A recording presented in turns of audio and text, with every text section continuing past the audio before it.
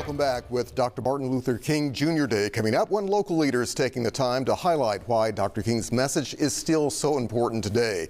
When Dr. King came to Memphis back in 1968, he came because injustice had a local address. And over the years, the city has done so much to make sure Dr. King and his impact is not forgotten. Joining us now to talk more about his legacy and how the city is remembering the civil rights leader is Dr. Joseph Kyles, president of the Rainbow Push Coalition. Dr. Kyles, welcome back. Thank 3 at 3. I appreciate it. You've been busy as always. I know you have written an opinion piece, and you really kind of delved into Dr. King and what's going on in Memphis almost 60 years later. You look into, especially when it comes to representation and leadership in Memphis, noting that we have had change. We have. But when it comes to inequality, it still persists. Notable change in who's in office, small incremental changes in terms of the outcomes. And I think now has a time, Dr. King often said that budgets are moral documents. We need to look at each of our communities, look at who we're electing, and find out who is a priority. And so I think that it's great that we have downtown Memphis because it brings a lot of money in, but a budget is a moral document. So each of our communities need to have a balanced effect in terms of dollars and flows. A perfect transition into economic data as well you address, especially when it comes to people of color and those who are not. What do we see there? Well, we've seen a national trend, not just in Memphis, but I think we're really concerned now. We're going to have a mayoral election coming up, the county mayor, going to have a county sheriff's race. We need to hear from those candidates who's going to put a budget as a priority and make sure that a rising tide floats all boats.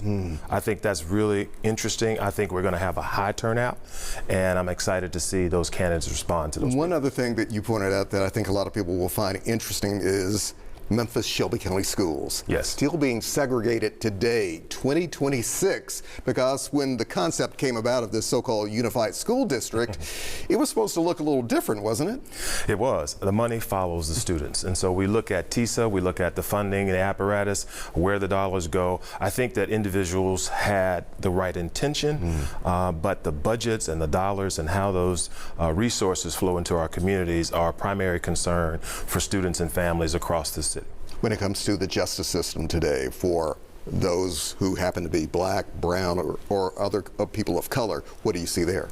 I think Judge Bernice Donald is going to give us a great lesson about equal protection under the law. She's one of our scheduled speakers to be at the Dr. King celebration. But what we see nationally, it does not purport with what Dr. King lived by.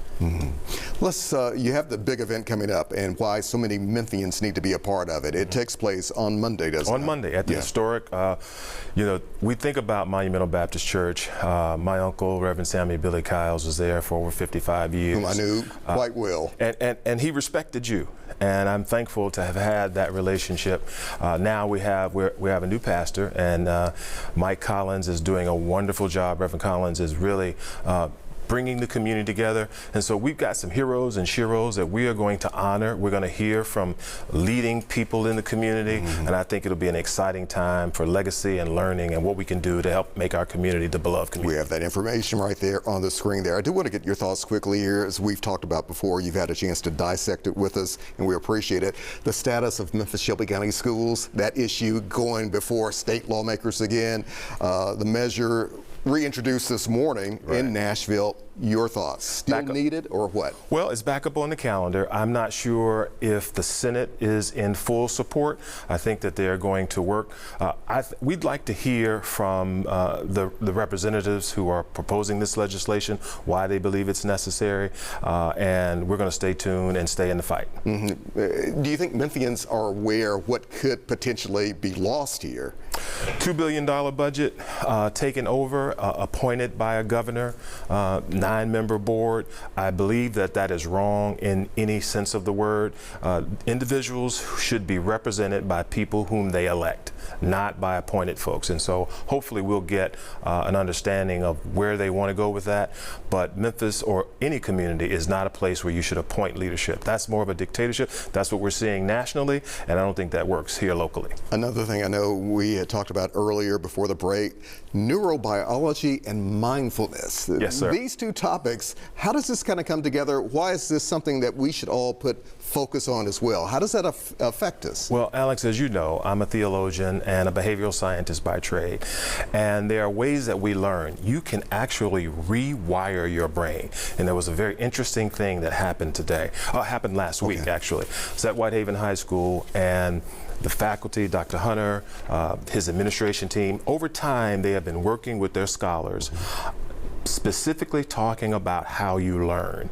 And there was an incident that occurred. There was over 800 students in an open area, and there was a distraction that happened. And I'm so happy to tell you that there was not one negative response from those 800 approximate students. Allowed the faculty administration to deactivate and move forward. And that is what we're learning. That's what we're teaching, how to rewire your brain. So are we talking about awareness? What are we talking about? Meta awareness. You hit it on the head. All right. So if we can teach individuals, spending 30 minutes a day, every morning we say words of affirmation, coming up and working on what you need to do to make yourself better.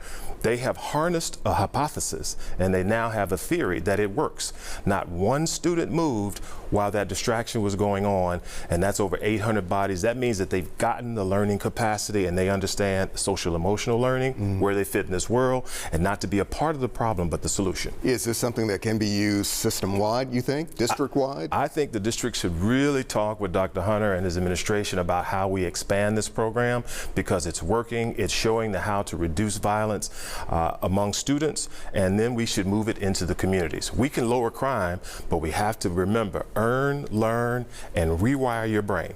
Dr. Kiles, as always, you have given us a lot to think about. Thank you, sir. Always good to see you. My pleasure.